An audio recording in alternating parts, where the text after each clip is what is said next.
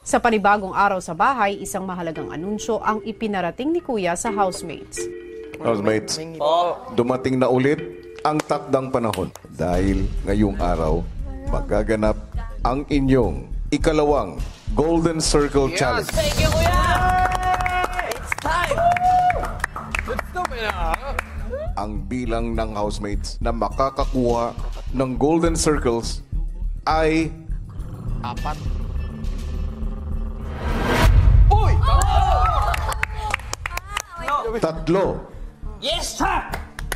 Nangangahulugan ang 3 housemates na magkakaroon ng pinakamabilis na oras sa challenge na ito ay ang sunod na magmamayari ng 3 Golden Circles at magiging ligtas mula sa paparating na eviction.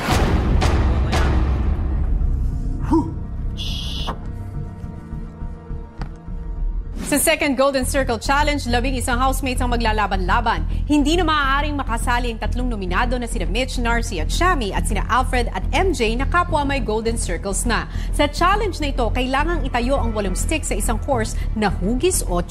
Ang bawat stick ay dapat mailagay sa bilog na marker. Sa sandaling mailagay ng player ang 8 stick sa unang 8 bilog, ililipat ng player ang unang stick sa susunod na bilog. Ngunit lingid sa kaalaman ng housemates, isang big bad wolf ang maaaring manggulo sa kanilang laro. Ang 3 pinakamabilis na makakatapos ng laro ang siyang magwawagi. Unang sumalang ang mga girl housemates. At first po, pag titingnan mo po siya, mukha po talaga siyang madali. Go! As soon as I put one down po, just continue on po and be quick. Sobrang hirap po. Maling dikit lang po dun sa kabila. May chance po siyang tumumba. It's easy to transfer the sticks to the other side, but the hard thing was you can't be too fast or else the stick will be unstable and it will fall. Naghalo-halo po kasi yung kaba tsaka taranta.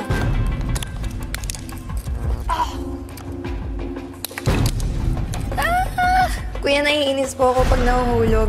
Kasi alam ko pong sayang po yung oras ko sa pagpulot. Tapos, pag ibabalik po doon, medyo nanginginig pa.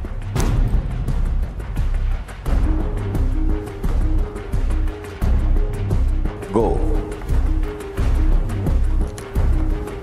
Tinaray kong pakalmahin sarili ko kasi baka manginig yung kamay ko.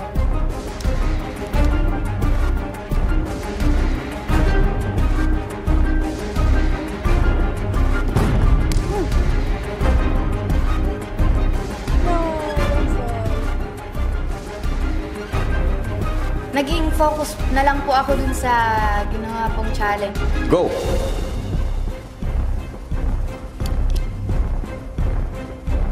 Kaba ko po talaga, kuya, as in, as in tuloy-tuloy na po talaga, kuya. Sobrang nakaka-pressure po, kuya.